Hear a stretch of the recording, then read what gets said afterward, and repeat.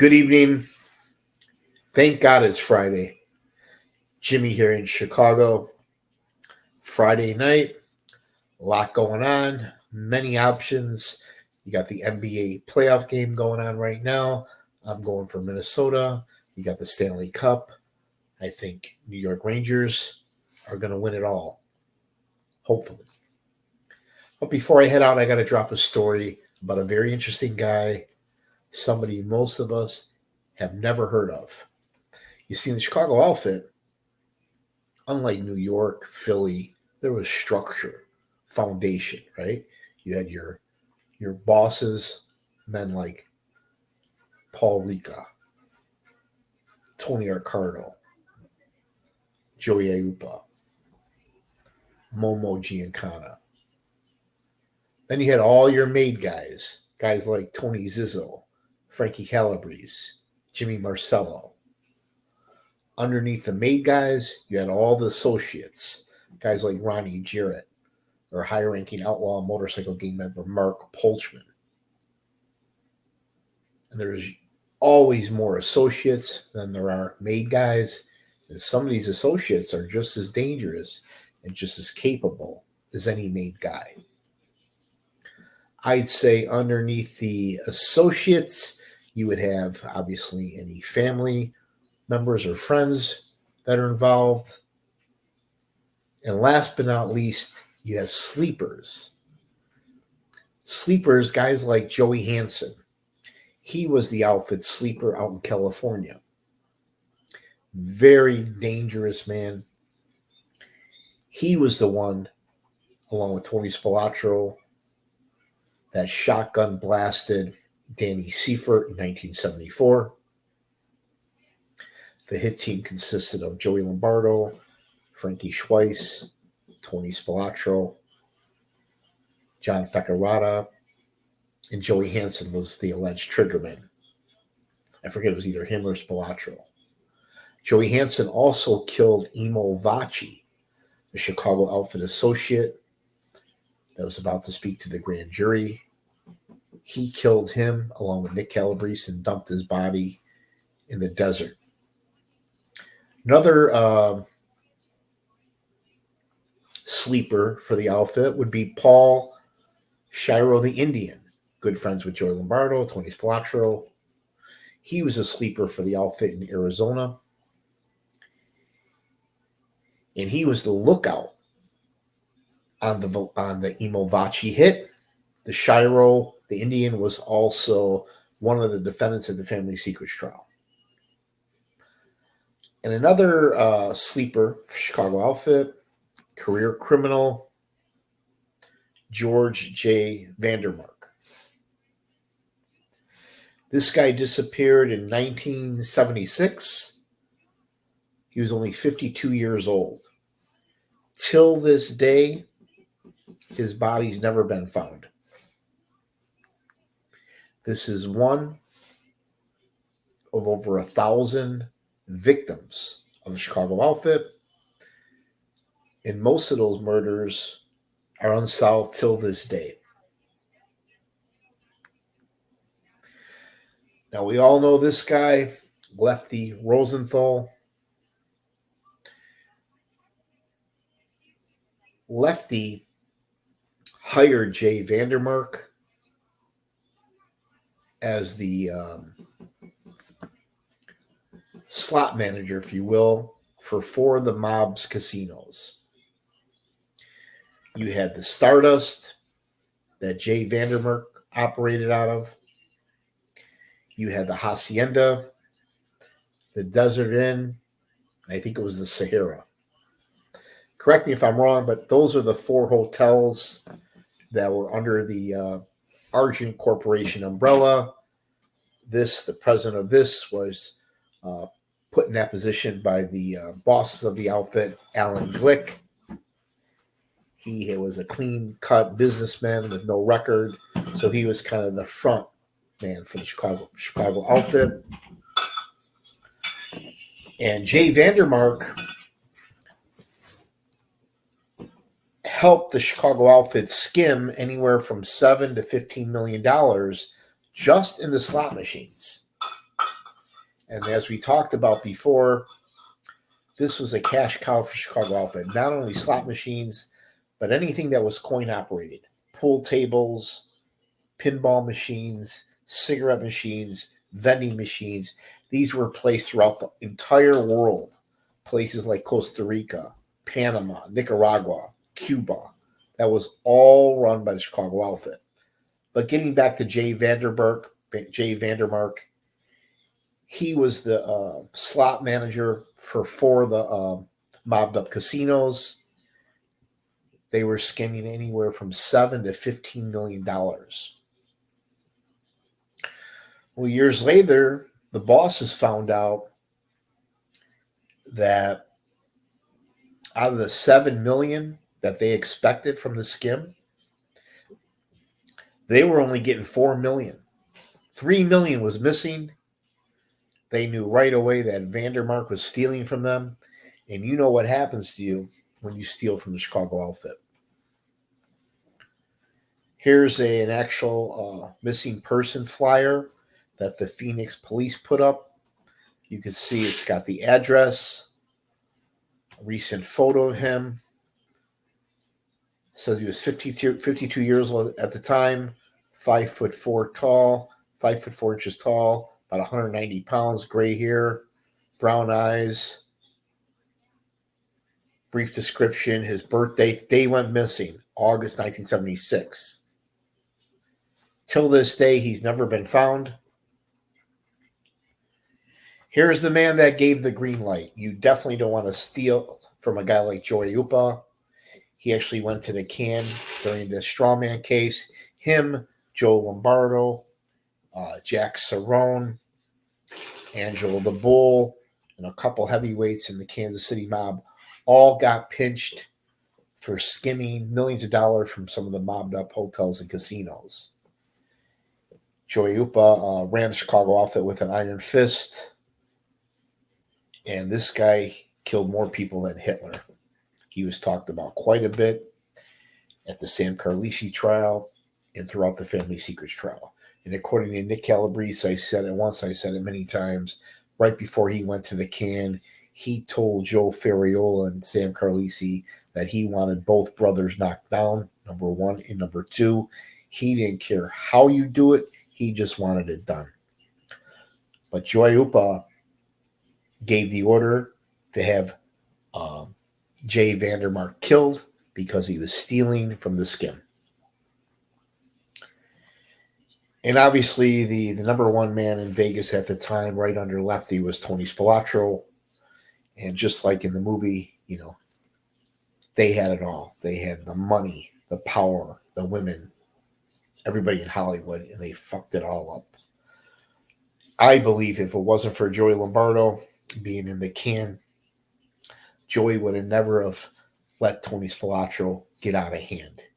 Nobody was supervising him, and we all know some of the nonsense that he was pulling. Outfit bosses had enough of his bullshit, but I bring him up because he was the prime suspect in the disappearance of Jay Vandermark. Only till years later, the early 2000s, when Nicky Calabrese decided to cooperate, did they find out what happened to Jay Vandermark. See, what some people forget is Nick Calabrese, he just didn't flip on the defendants at the Family Secrets trial. He didn't just participate in 14 unsolved murders, but he gave the government a lot of information about made guys and associates that the government didn't know about. And more importantly, Nicky Calabrese gave the government information on several unsolved murders. So his testimony and his cooperation literally crippled the Chicago outfit. Now, Nick Calabrese told Mitch Mars, Marcus Funk, and John Scully and FBI agents that John Feccarata, his best friend, told him in great detail on who was involved in the Danny Seaford hits. And during his cooperation, when he first flipped, he told the agents that the two guys that killed Jay Vandermark were John Fecarata, Big Stoop of the 26th Street crew, one of the best wheelmen in Chicago. He was also part of the Spilotro hit. But Nicky Calabrese testified that John Fecarata and another 26th Street associate or maid guy, I forget. I think Jimmy DeForty was an associate, but he was a dangerous member, loyal soldier of the 26th Street crew. Him and Fecarata ended up killing Jay Vandermark, according to what Nick Calabrese told him. But that's hearsay. Nick Calabrese heard that from Fecarata, who was obviously dead and couldn't really testify to that. But Jimmy DeForty, Jimmy Poker, and John Fecarata were the two shooters that killed Jay Vandermark on orders from Joey Upa. One funny story about him, he died before the family secret trial started, but Frankie Calabrese thought he was the snitch in the crew, and he was wrong because when the agents went to his door and questioned him, he stood up, didn't tell him anything, and the whole time it was Nicky Calabrese was the one that flipped. And they called him Poker because he always liked to play cards. One time they were going to do a hit, whereas Frankie Calabrese called it a birthday, meaning it's so-and-so's birthday party, meaning that's the day they're going to kill you. The other guy would say, well, should I bring a present? And Frank Calabrese would say, yeah, bring some jewelry, meaning bring some handcuffs because we're going to handcuff this cocksucker. But one time he showed up on a hit for a birthday party with alcohol in his breath. Frankie Calabrese was livid, slapped him in the face, scolded him never to do that again, and sent him home. Calabrese wanted nothing to do with him being on that hit. That's what a serious guy Frankie Calabrese was. He was a master in planning and executing hits.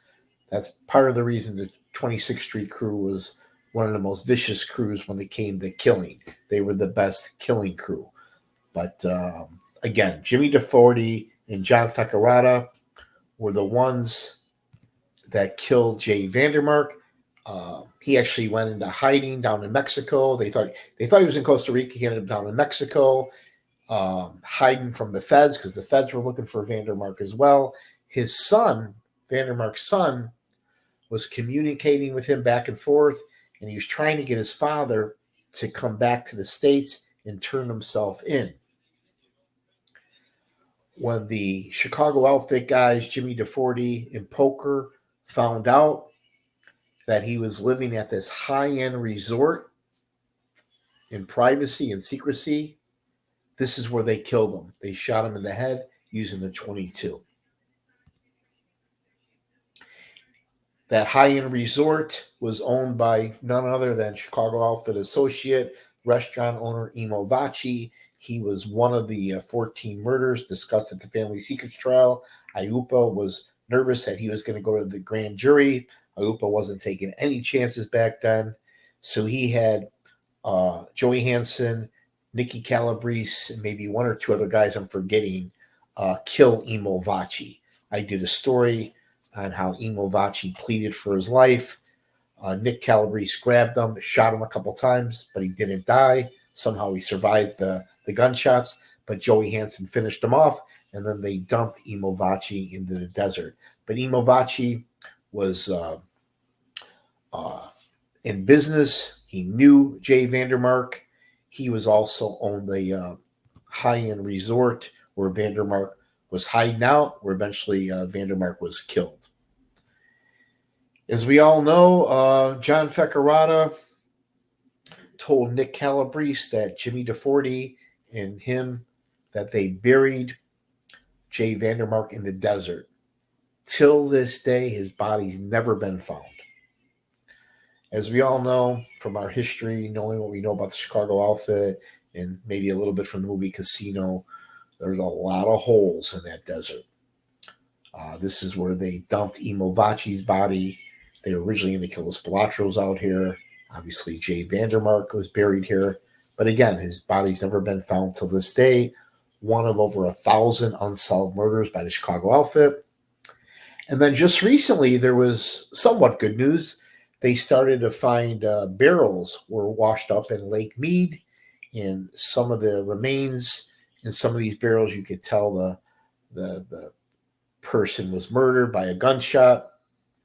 And they thought for sure that one of these bodies they found in the barrel would be Jay Vandermark. But unfortunately, they weren't. These were other victims of the Chicago outfit, most likely Tony Spilotro and the Hole in the Wall gang, because they were whacking a lot of guys, a lot of drug dealers, a lot of guys that owed them money. But they haven't turned up Jay Vandermark's body yet, and I doubt they ever will. Quick little story. That's just a quick little story about one of over 1,000 unsolved murders, another one of many victims of the outfit, George J. Vandermark, a slot host running 4 casinos. He had a great thing going. He's probably making a couple $100,000 himself, plus all the perks. But he got greedy, started stealing probably what they assumed was around $3 million. And we all know how that's going to end up for you. If you like my Chicago mob trial stories, please hit the like button. Subscribe, share with your friends. Stay tuned. I'll probably drop a show over the weekend. I'm going to call it something along the lines like the West Coast trip, because going back into the 80s, IUPA was on a tear, and he sent Nick Calabrese, Frankie Schweiss, John Theckerata, and others on a West Coast killing spree. Thanks a lot, guys. Have a great weekend. Ciao.